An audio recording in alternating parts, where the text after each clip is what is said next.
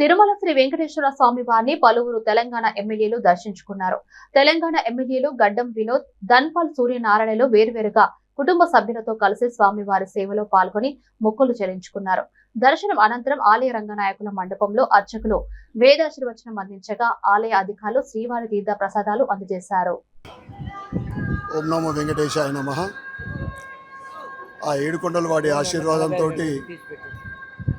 ఇరు రాష్ట్రాల తెలుగు ప్రజలు సుఖ సంతోషాలతో ఉండాలని, ఇప్పుడు ఏదైతే వర్షాకాలంలో రైతుకు అనుకూలమైన వర్షాలు, అతివృష్టి కాకుండా అనావృష్టి కాకుండా మంచి పంటలు పండించాలని, రైతు బాగుంటే మనం బాగుంటాం, దేశం బాగుంటుంది.